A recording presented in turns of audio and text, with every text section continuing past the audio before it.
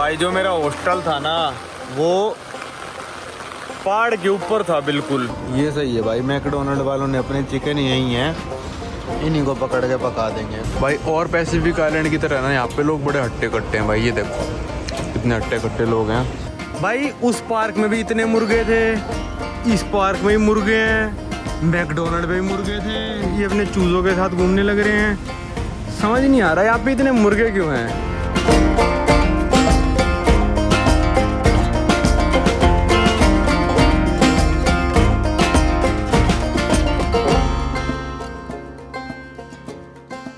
स्वागत है भाई आप सभी लोगों का एक नई वीडियो में। और अभी मैं उठ गया था, सब लोग सोने ही लग रहे हैं, तो मैं थोड़ा स्लो ही बोलता हूँ क्योंकि घर टाइप है कि ये, और होटल नहीं है कि मैं चिल्ला चिल्ला के बोल सकूँ।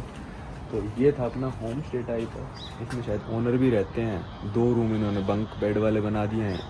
एक रूम मैंने आपको दिखाई था, अभी दोबारा दिखा देता हूँ।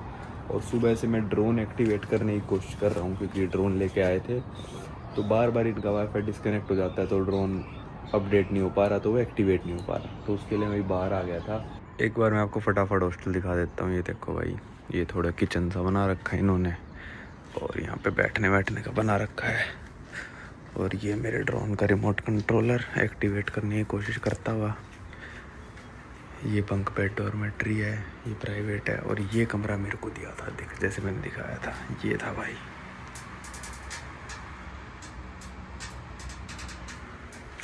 यहाँ किचन वगैरह है, यहाँ कुछ बुक्स वगैरह रखी हैं। चलो ड्रोन एक्टिवेट करते हैं, फिर देखते हैं आज क्या करना है। लो भाई, यहाँ पे तो हो गई है बारिश शुरू, और मेरे हॉस्टल में से सब लोग चेकआउट करके चले गए, सिर्फ मैं ही बचा हूँ। बड़ी तेज़ हो गई भाई बारिश भी ना, और आज लग रहा है कि पूरे दिन बादल ही बादल दिखा रखे हैं भाई। ड्रोन अपना एक्टिवेट हो गया, बहुत ही मशक्क़त हुई भाई। एक सिम भी खरीदी मैंने, ई सिम, वो सिम भी नहीं चली। $11, अब उनसे बात करनी पड़ेगी, रिफंड दो या मेरी सिम चलाओ। इनका वाईफाई भी थोड़ा स्लो सा था, कनेक्ट होके पता नहीं एकदम से कैसे एक्टिवेट हो गया, पर अपना ड्रोन का काम हो गया। मेरे को तो ये लग रहा था कहीं ऐसा हो कि भाई फ्रेंच पोलिनेशिया में एक्टिवेट ही ना हो, तो पिटकेन आइलैंड में तो कहीं एक्टिवेट होएगा और फिर उड़ा नहीं पाऊँगा, पर हो गया फाइनली। और शायद ऐसी बारिश चलती रही तो मैं बाहर तो घूमने नहीं जा पाऊँगा। एक ऐप तो डाउनलोड करी है मैंने फूड ऑर्डर करने के लिए, बाहर ना जा पाऊँ कोई दिक्कत नहीं है, पर खाना मिल जाना चाहिए। फूड ईज़ करके कोई ऐप है, उस पर दिखा भी रहा है रेस्टोरेंट, पिज़्ज़े वगैरह ये वो, तो ऑर्डर करने की ट्राई करता हूँ। ऑर्डर होता है तो ठीक है, वरना इनसे कहेंगे भाई कहीं ले जाओ मेरे को, मैकडोनल्ड वगैरह तक छोड़ाओ, और पैसे दे दूँगा, और क्या कर सकता हूँ, वहाँ खा के आना पड़ेगा भाई। यहाँ पे होने लग रही है तेज़ बारिश, और मैंने यहाँ पे हॉस्टल वालों से ले लिया है छाता। बहुत तेज़ होने लग रही है बारिश। पर ये था मेरा रूम, यहाँ से दिखता है सब कुछ। मेरे रूम के अंदर कौन लेटता है, क्या कर रहा है, तो आज भी बोल लेंगे आप रूम ही ले लोगे या डॉर्मेट्री चाहिए। मैंने कहा भाई रूम में ही सो जाऊँगा, कोई नहीं, जैसा भी सेम ही है, मतलब रूम डॉर्मेट्री सा ही है। अरे भाई कहाँ फंस गया था, इनके इन में फंस गया। अब भाई भूख तो लगी है, भूख का तो कुछ नहीं कर सकते। यहाँ पे ऐसा कुछ ऊबर ईट्स वगैरह इतना ज़्यादा नहीं चलता। ऐप मैंने डाउनलोड कर ली, पर विश्वास सा नहीं हो रहा मेरे को इस पर। तो यहाँ से 500 मीटर दूर कारफोर है, मतलब जो बहुत बड़ी सुपरमार्केट होती है, और वहाँ से 1 किलोमीटर दूर मैकडोनल्ड्स है। तो 1.5 किलोमीटर पैदल चल के मैकडोनल्ड्स चलते हैं भाई, और कुछ खा के आते हैं, और शाम के लिए पैक करवा लाऊंगा मैं, क्योंकि बार बार जाए नहीं जाएगा। आज पूरे दिन बारिश दिखा रखी है। चलते हैं, एडवेंचर शुरू करते हैं। और अगर टाइम सा मिला मेरे को तो मैं जाऊंगा भाई सिटी सेंटर की तरफ भी, और आपको सिटी सेंटर दिखाने की कोशिश करूंगा। भाई जो मेरा हॉस्टल था ना वो पहाड़ के ऊपर था बिल्कुल, कम से कम ये मान लो 300-400 मीटर ऊपर चढ़ाई थी। अभी उतर के तो मैं आराम से चला जाऊंगा, आते वक्त फटेगी भाई चलने में। ट्रॉपिकल आइलैंड है पूरा ये, और बहुत ही तेज़ बारिश हो रखी है, उफान सा आ गया इनके यहाँ पे। चलो चलते हैं, खाना तो खाना ही पड़ेगा भाई। अब बना सकता नहीं मैं, इंग्रेडिएंट्स यहाँ पे है भी नहीं, जो अंडा वंडा चाहिए वो फिर चलना ही पड़ेगा। देखो भाई कितना नीचे जाना है, और वो जो आपको सोलर पैनल दिख रहे हैं ना बहुत दूर, वो कारफोर है। ये सारा ऊपर चढ़ के भी आना पड़ेगा मेरे को, और यहाँ से मैं आया हूँ कम से कम अभी 150 मीटर नीचे आया हूँ। देखना कैसे नदी सी बन गई पूरी, नालियाँ इनकी। क्या है भाई, इतना पैसा खर्चा करके यहाँ तक आए और कुछ घूम भी नहीं पाएंगे अभी इस बारिश के चक्कर में, ना ड्रोन उड़ा पाएंगे। ढलान का अंदाजा आप इस फ्लो से लगाओ, कितना तेज आ रहा है ये फ्लो, पानी कितना ज़्यादा है और ढलान कितनी ज़्यादा है। ये पहुंच गया भाई मैं मेन रोड पे, ये फुट ओवर ब्रिज पार करके, और उस तरफ है कारफोर और उसी साइड मैकडोनल्ड है, 1 किलोमीटर जाना पड़ेगा। और इस साइड ये बस स्टॉप है। तो मैं सोच रहा हूँ बस लेके सिटी सेंटर वाले मैकडोनल्ड चलें या फिर 1 किलोमीटर हम वॉक करें। मन कर रहा है सिटी सेंटर वाले में चला जाऊँ, कैश भी है मेरे पास। चलो एक बार बस स्टैंड जाके देखते हैं क्या है क्या नहीं है। मैंने डिसाइड करा है सिटी सेंटर चलते हैं। अब पता नहीं बस की टिकट कितनी है। यहाँ पे 5-6 लाइन जाते हैं, लाइन 2, 3, 20, 30। तो ये रोड वैसे जा पापीटी रही है। पापीटी मतलब जो मेन सिटी के नाम पे ही मतलब एयरपोर्ट भी है इनका। तो ये लाइन जा रही है पापीटी, 6-7 किलोमीटर है यहाँ से। वेट करते हैं यहाँ पे बस का। और इस अंकल के पास भी मेरे वाला ही छाता है, फेमस लग रहा है ये वाला छाता है यहाँ का। अब हिम्मत मार ही लिया तो भाई सिटी सेंटर ही चलते हैं। वैसे बारिश बहुत ही ज़्यादा तेज़ हो रही है, पर कोई नहीं, सिटी सेंटर वाले मैकडोनल्ड्स में खा लेंगे और वहाँ पे मार्केट वगैरह वो भी घूम लेंगे। भाई यहाँ पे बैठे बैठे हो गए, आ गई क्या बस? मैं कह नहीं वाला था, यहाँ बैठे बैठे 15 मिनट हो गए और बस आ गई। पूछता हूँ इससे जाएगी या नहीं जाएगी।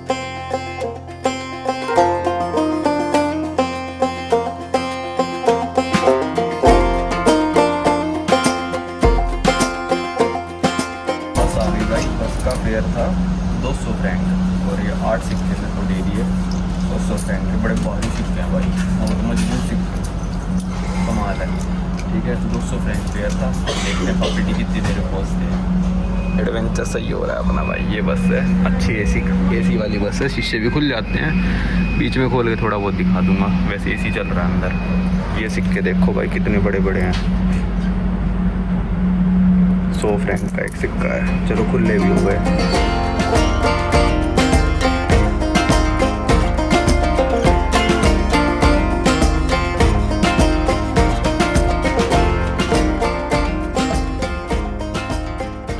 भाई ये पहुंच गया मैं पापीटी डाउनटाउन में ऑलमोस्ट। और ये फ़ोन ना हर बस स्टैंड से भी लगा रखे हैं। यहाँ मेरे को बस छोड़ के गई है, वो देखो बस स्टैंड का वो भी लगा रखा है ना। ये हर बस स्टैंड पे इन्होंने फ़ोन लगा रखे हैं।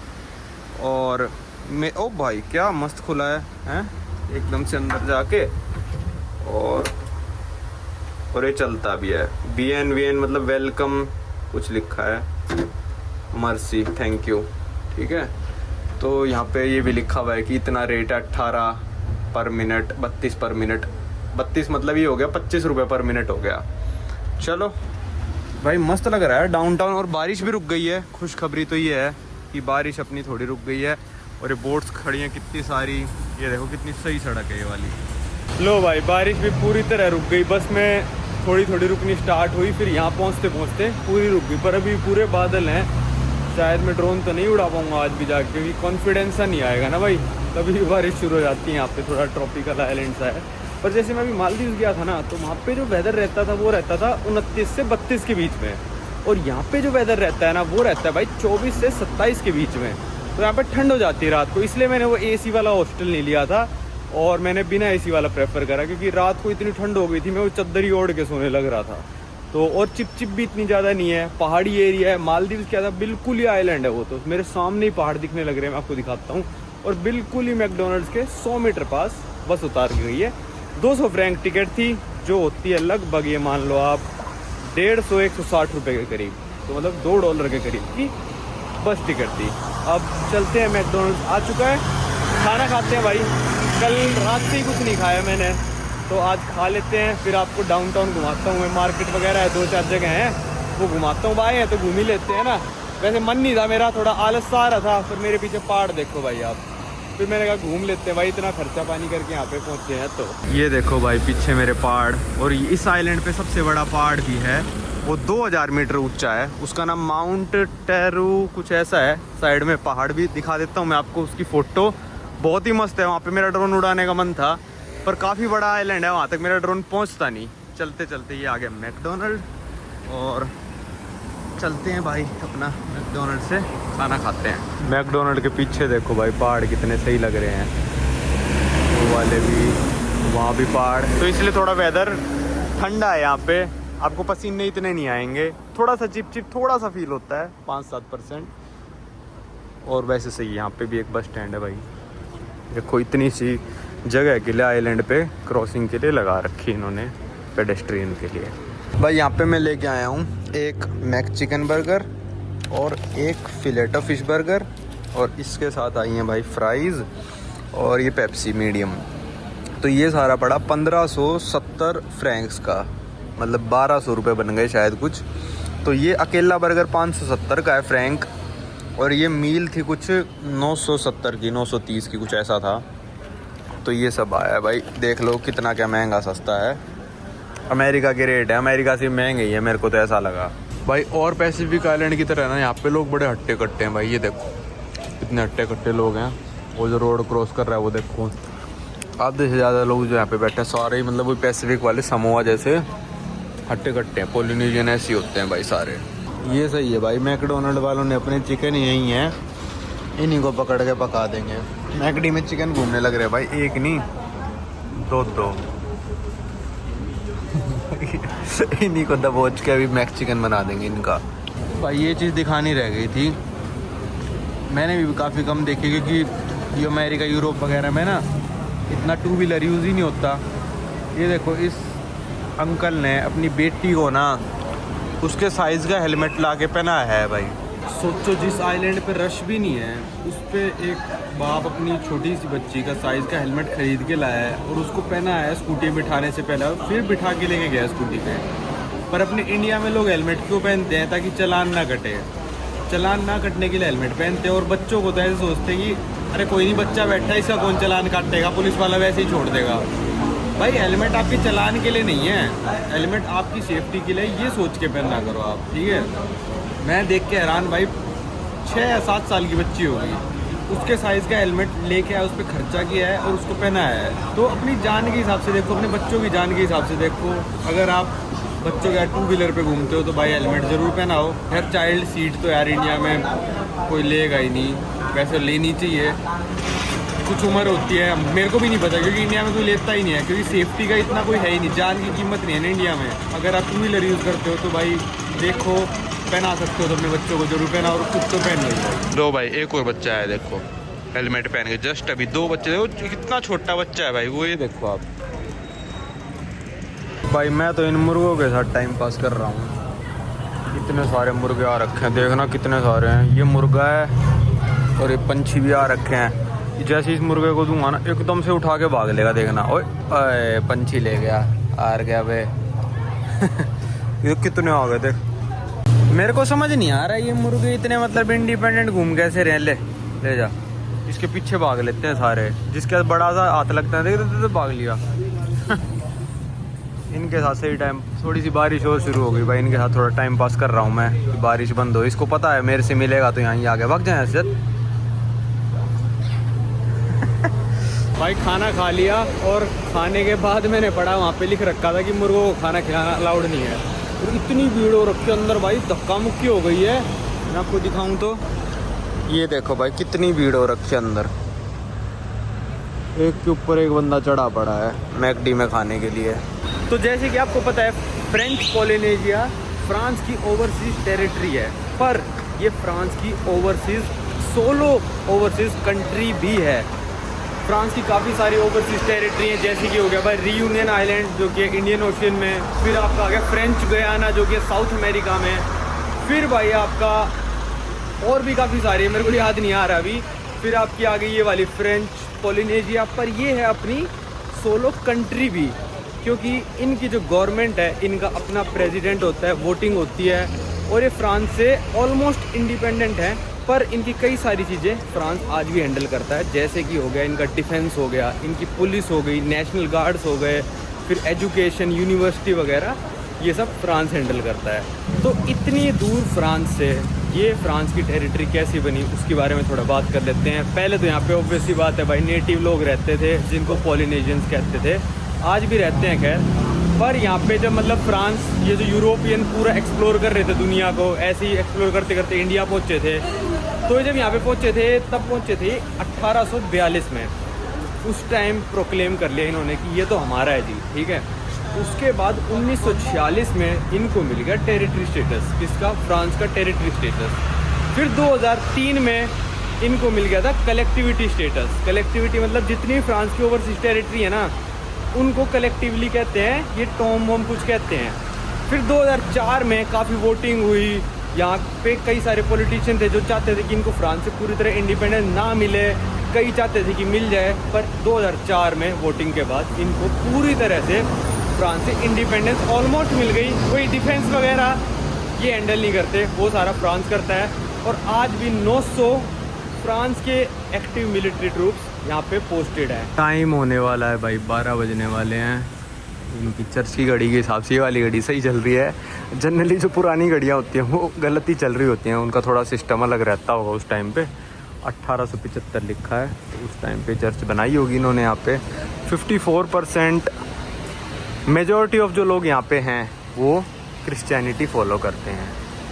ऑब्वियसली बात है, फ्रेंच लोग आए थे तो अपने साथ क्रिश्चियनिटी लेके आए थे, क्योंकि पॉलिनेशियंस को तो कुछ पता नहीं था भाई कि क्या धर्म होता है, क्या कुछ होता है। तो धर्म इनको सिखाया गया तो इन्होंने फॉलो करना स्टार्ट कर दिया। भाई बारिश ने दिमाग ख़राब कर दिया, चलने में भी मज़ा नहीं आ रहा, रोड की आवाज़ भी ज़्यादा आने लगती है। चलो चलते हैं। यहाँ पे इनकी मार्केट पहुँच गया मैं, मैकडोनल्ड्स के बिल्कुल पास ही थी। ये जैसे जो पुलिस है, म्यूनिसिपल पुलिस, ये सब भी जो कंट्रोल है वो फ्रांस ही करता है। इनका जितना भी डिफेंस का, सिक्योरिटी का मामला है, और इनकी जो जस्टिस है, जस्टिस मतलब कोर्ट का सिस्टम, वो भी फ्रांस कंट्रोल करता है। अगर फ्रांस की कोर्ट ने कुछ, हाई कोर्ट ने कुछ कह दिया, सुप्रीम कोर्ट ने कुछ कह दिया ना, तो वो फैसला फाइनल माना जाएगा। यहाँ की गवर्नमेंट कुछ भी बोलती रहे। फिर ऐसे रंग बिरंगे कपड़ों की भाई बहुत दुकानें मिलेंगी। ज़्यादातर आइलैंड के लोग ऐसे रंग बिरंगे कपड़े पहनने पसंद करते हैं। ओह, अगली दुकान भी यही है। 5000 फ्रैंक की है वाली ड्रेस, बड़ी महंगी है भाई, कोई कंपनी सी लग रही है। चलो, जब तक बारिश आ रही है तब तक मैं आपको इनकी ये मार्केट घुमाता हूँ, जो कि पापीटी की सबसे बड़ी मार्केट है, मतलब फ्रेंच पॉलिनेशिया की सबसे बड़ी मार्केट। क्योंकि पापीटी सबसे बड़ी इनकी सिटी है। फा है वैसे तो सबसे बड़ी सिटी, फा कह लो, पापीटी कह लो, क्योंकि फा वहाँ पे जहाँ पे एयरपोर्ट है वो 4 किलोमीटर दूर है। तो 4 किलोमीटर में भाई सिटी तो नहीं बदलती, सिटी तो एक ही है। क्रॉस कर लेते हैं भाई। यहाँ पे सारी भाई ऐसे रंग बिरंगे कपड़ों की दुकान, ये कई सारे लेके आ रखा हूँ मैं। सारे खरीदे थे ना कैरिबियन ने परमवीर के साथ। परमवीर ने तो अपने वापस बेच दिए थे। वैसे कलेक्शन अच्छी है, पर मेरे साइज़ के पता नहीं मिले ना मिले, कह नहीं सकते। काफ़ी बड़ी मार्केट है भाई, ऊपर भी है, नीचे यहाँ पे सारी ज्वेलरी शॉप्स हैं, मतलब वही जो यहाँ के लोकल ज्वेलरी वगैरह की जो बनाते हैं लोग। ऊपर भी उस साइड भी है, और फिर इस साइड भी है। खाने पीने के स्टॉल्स लग रहे हैं इस साइड। तो यहाँ सारी भाई सब्जी मंडी आ गई, फ्रूट्स की शॉप, सब्जी मंडी। अब ऊपर चलते हैं, ऊपर शायद हमको जो मैग्नेट ख़रीदना है ना वो भी मिल जाएगा। अब आ गया मैं ऊपर वाले फ्लोर पे। यहाँ पे सोवेनियर्स की शॉप ज़्यादा है, नीचे सब्जी मंडी, खाने पीने की दुकानें थी। और कितने टूरिस्ट आ रखे हैं, ऑलमोस्ट ज़्यादातर टूरिस्ट जो हैं या तो अमेरिका से हैं या फिर फ्रांस से हैं, क्योंकि उनकी टेरिटरी है ना अपनी है, तो आ जाते हैं। पर फ्रांस से बहुत दूर पड़ता है। जो एयर फ्रांस की फ़्लाइट है ना, वो पहले अमेरिका में रुकती है, स्टॉप लेती है, और फिर यहाँ पे आती है। तो फ्रांस से आप आ सकते हो, पर डायरेक्ट फ़्लाइट कोई नहीं, क्योंकि इतना दूर है, 20 घंटे की फ़्लाइट चलानी पड़ जाएगी, तो वो चलाते नहीं हैं।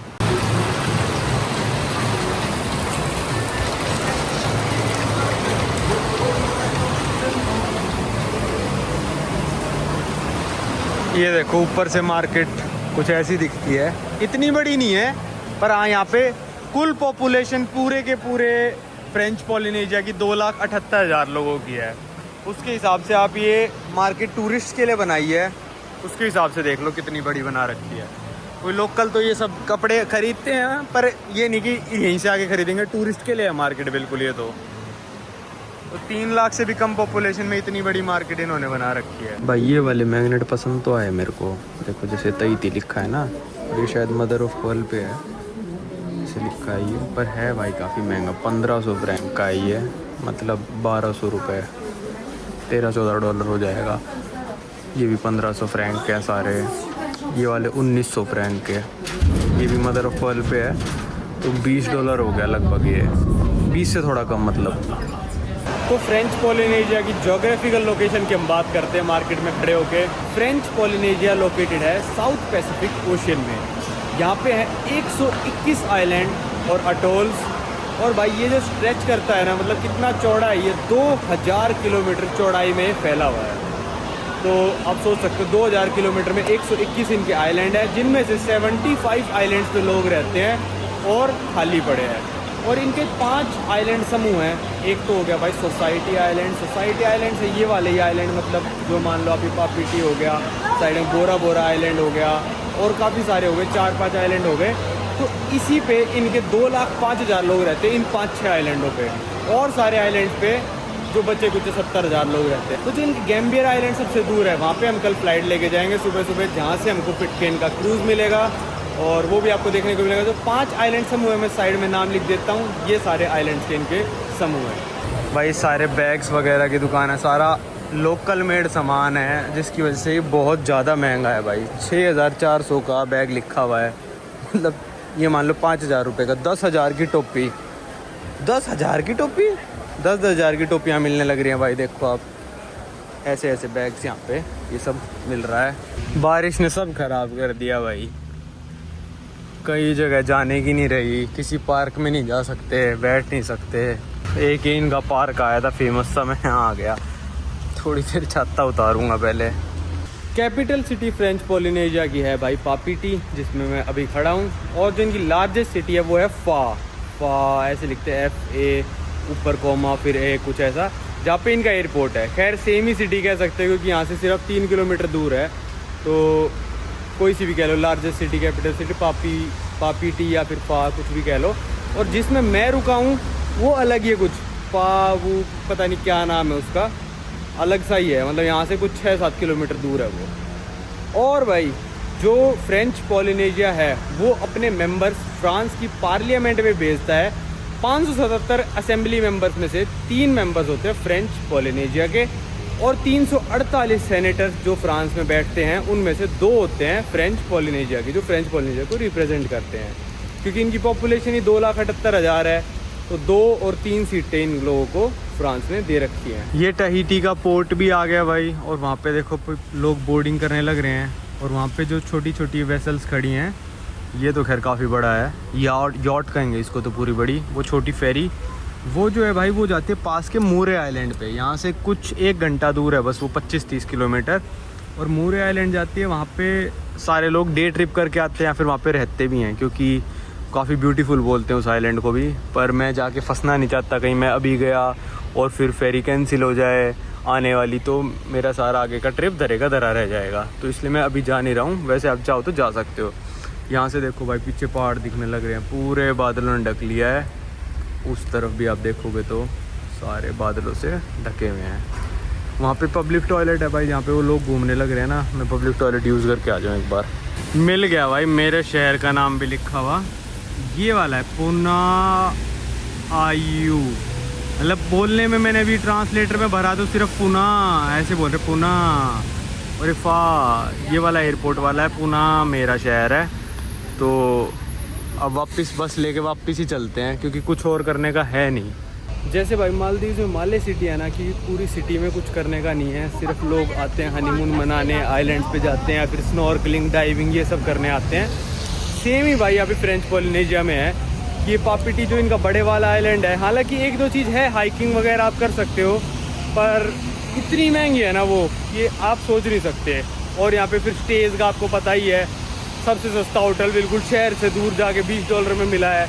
यहाँ पे आप होटल लोगे, मतलब $30 का यहाँ पे डॉर्मेट्री था, 2 बंदे आओगे तो $60-70 से कम कुछ मिलेगा नहीं। फिर और लोग यहाँ पे रुकते ही नहीं है, फ्लाइट से लैंड होते हैं, या तो अगले दिन सुबह सुबह बोरा बोरा की फ़्लाइट लेते हैं। बोरा बोरा आइलैंड बहुत फेमस है, उसकी आने जाने की फ़्लाइट है सिर्फ 40-40 मिनट की, पर आने जाने की फ़्लाइट है 32,000 रुपये की। तो बोरा बोरा चले जाते हैं, आसपास के आइलैंड चले जाते हैं, हनीमूनर्स के लिए है मतलब ये डेस्टिनेशन भी।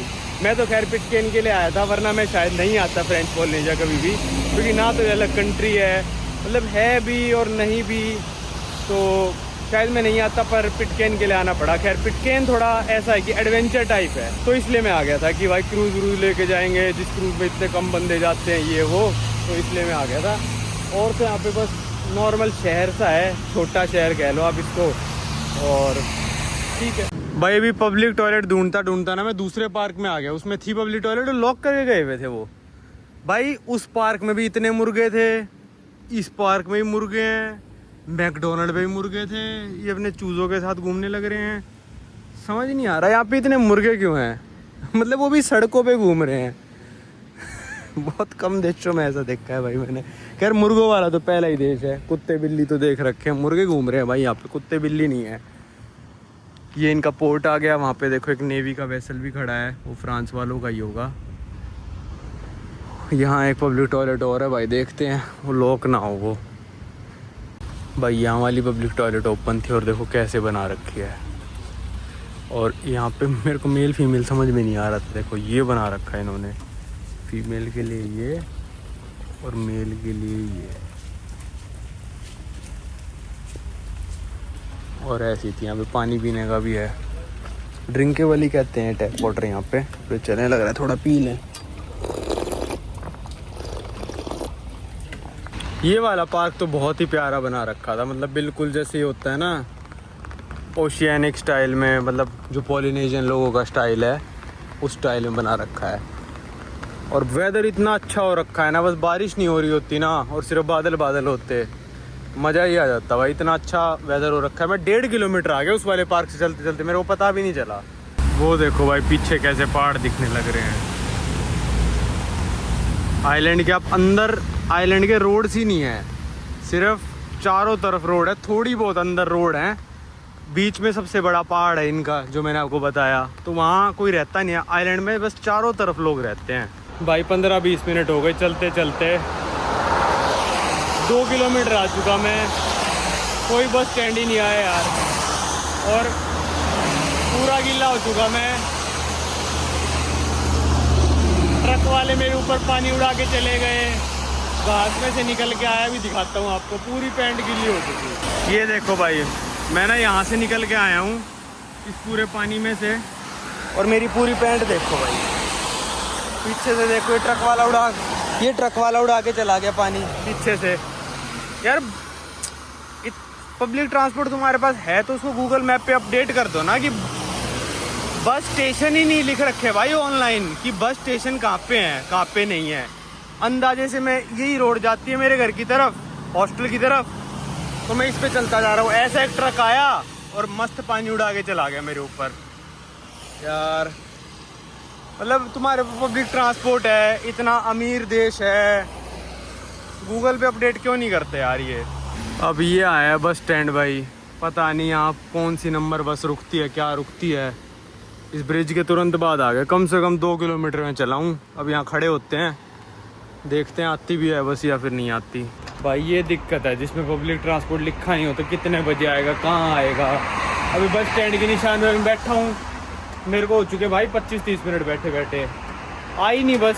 एक आई थी वो रुकी नहीं, चली गई वो सीधा, वो वाली वहाँ भी नहीं रुकी थी। अब मेरे को ऐसा लग रहा है कि हाईवे है, यहाँ से बस नहीं जाती होगी, और अंदर एक रोड है शायद वहाँ से जाती होगी, फिर इसलिए मज़ा नहीं आता इन देशों में घूमने में। यूरोप वगैरह में सही है भाई, पब्लिक ट्रांसपोर्ट का पता तो है कि यहाँ से आएगा, इतने बजे आएगा, बंदा घूम घाम के पहुँच जाए।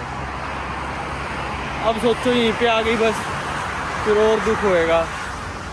चलो अंदर वाली पे चलता हूँ, मेरे को लग नहीं रहा कि यहाँ से आएगी, आनी होती तो आ जाती है अभी तक, क्या पता अंदर वाले रूट से निकलती हो। अंदर चलते हैं भाई, और क्या कर सकते हैं।